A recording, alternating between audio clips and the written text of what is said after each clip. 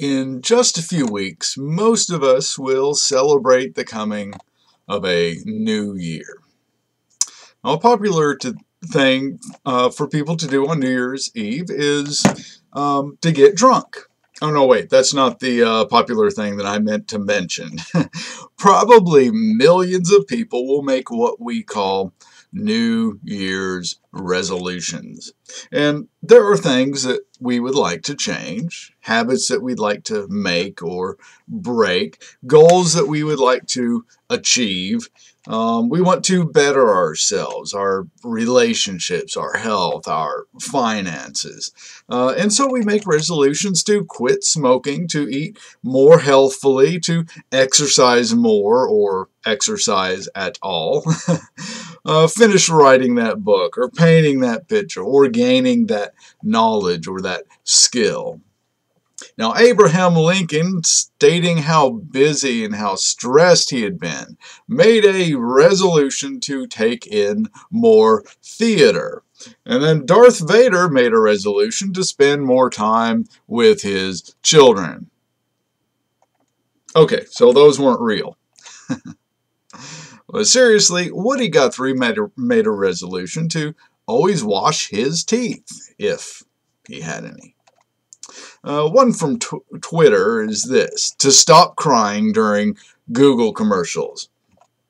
Here are some that have been kind of floating around the internet. I will avoid taking a bath whenever possible to conserve more water.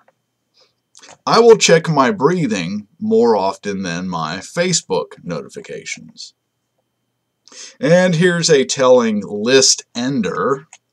I promise to stick to these resolutions for more than a week. So I guess 8 days would work there. Here's a quote from Oscar Wilde. Good resolutions are simply checks that men draw on a bank where they have no account. One statistic estimated that 45% of Americans make New Year's resolutions. I'm not sure the percentage in other developed nations, but I would imagine it's similar. And almost all of those people break their resolutions. The sentiments are usually good, but they just don't last. Now, why do you suppose that is? Well, consider this.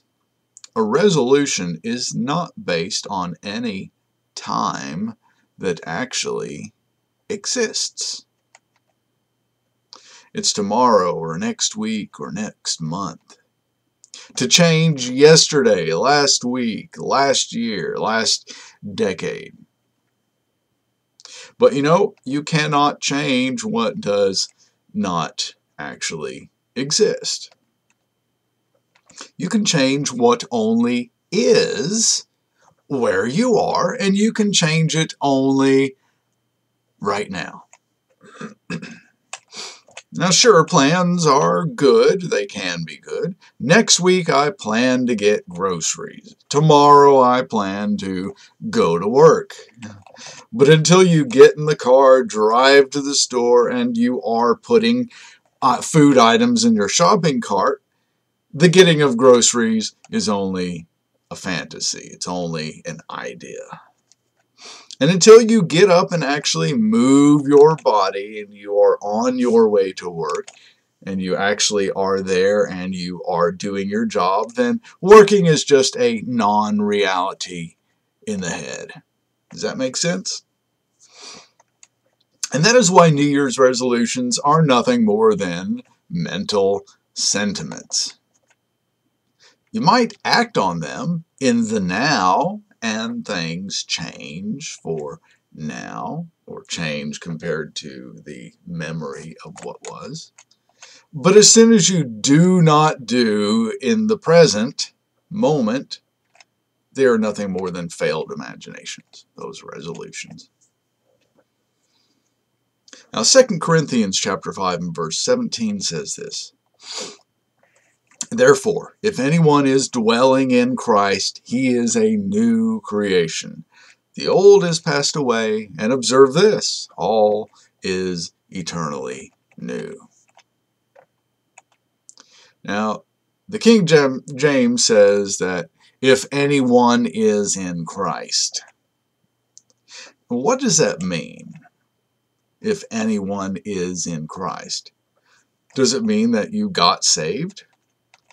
Does it mean that you went to church last week and you plan to go to church next week? Does it mean that you call yourself a Christian? Now, for many of us, in Christ is kind of like a status, a label, an identity. But the verse says, if anyone is in Christ. Now, first of all, that says is. It not was or will be, is. It means right now, right this very moment. And then it says in. That in signifies a dwelling place. Not an identity or a label, but a state of being. You cannot reconcile with God tomorrow. You can only dwell in Him right now. And when you cease to dwell in Him, right here and right now, when you are not dwelling in Him right now, then things quickly are no longer new. Now, the other day, a customer came through my line at work and asked if I was getting tired of all the people during this busy shopping season. And I simply replied, no, because I have only one customer, which of course was him.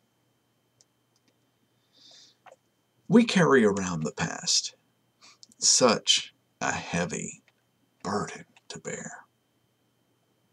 We compare what is with what we remember has been, and we see it filtered through that memory. So for a cashier, he or she doesn't have just one customer. They have the last one, and the one before that, and the ones before that, and the ones who are waiting in line for the imagined future to come about. They bear the weight of what they will need to do when this customer leaves, or later after this line, which they're dealing with in their mind right now, is gone.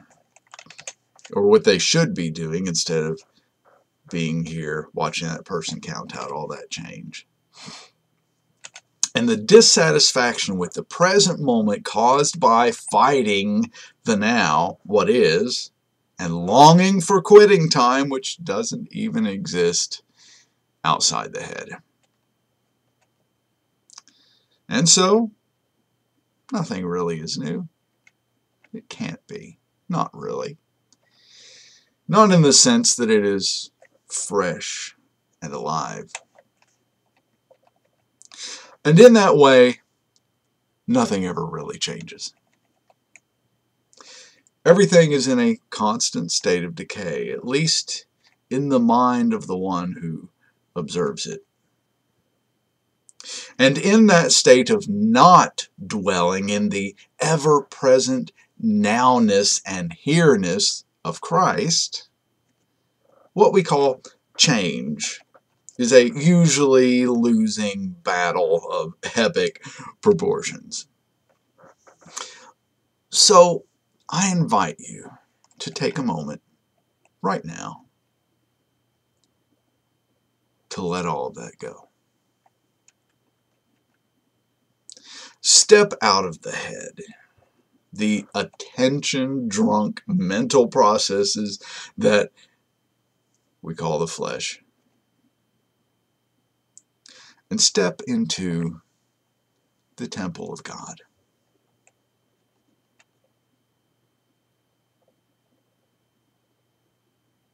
Just put your attention there.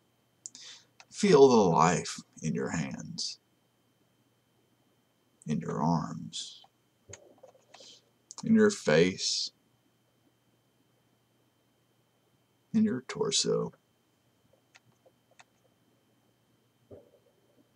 in your feet,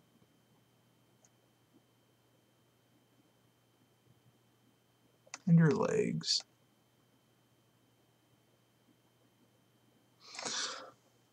The breath is going in. The breath is going out. You know, this is all that really exists for you. The rest is just an often dreadful burden that exists inside your head. And it shouts that letting it go is a dangerous thing to do, or at least boring or silly, even if it's just for this moment. But that's all you have. That's all that matters. And right here, right now, like a field full of freshly fallen snow, untouched by the muck and mud of the no longer existent past or the just in the head future. Right here,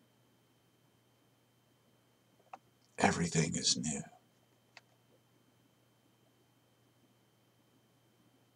Everything is fresh.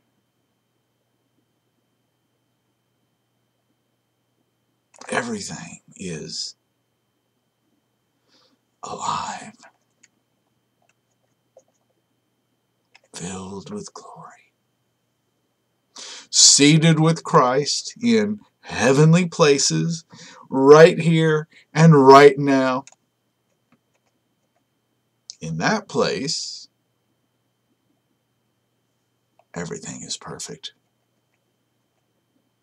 And that everything is the right here, the right now that you can feel, you can smell, you can hear, you can see. And it's not that it will be perfect someday. That is the mind's idea of perfection, something besides what is in the sweet by and by. If I lose weight, then my body will be perfect. If I quit smoking, then things will be right. If I get in shape, get a better job, repair my relationship, then everything will be pretty much perfect. No, it won't be. Not for the mind. Because true perfection does not come in a temporary form. All those things are passing away. Yes, breathing cigarette-free fresh air right now is a very good thing to do.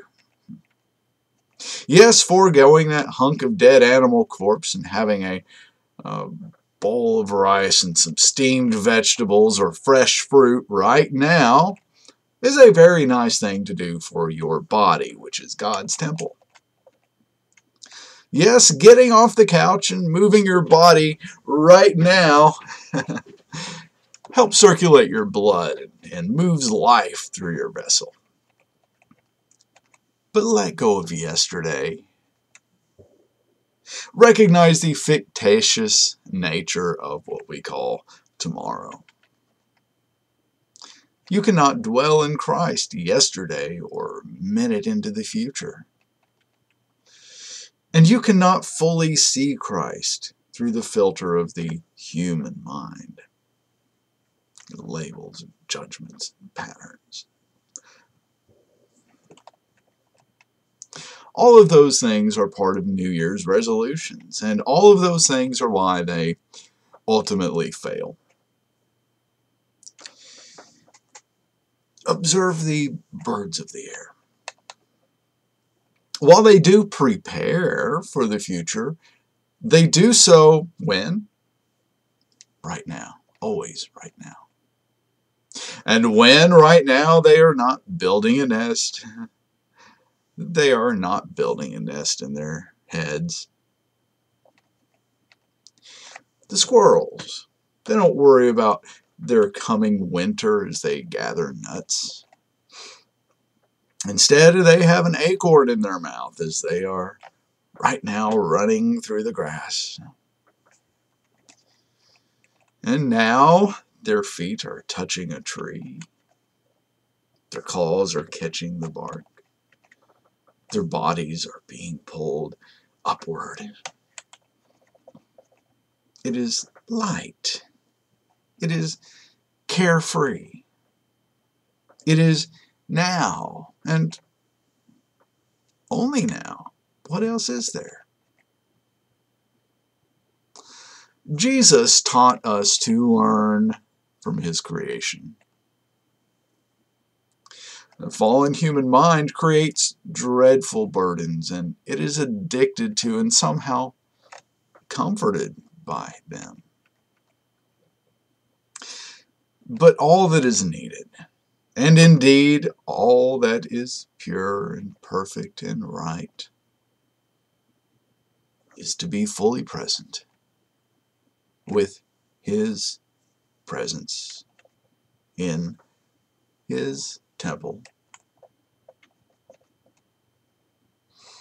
Not taking so seriously the manifold voices that are shouted to us by the fallen mind, by the earthbound mind, by the form-bound flesh,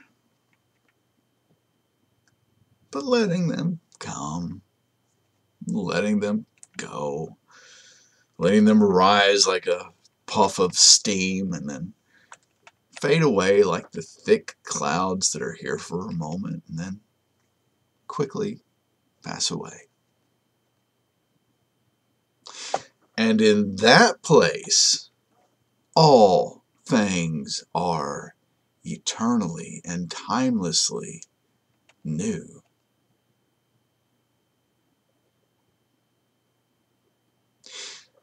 And so I encourage you to recognize your resolutions as nothing more than nice ideas in the head, and then let them go and dwell in eternal perfection right here and right now instead.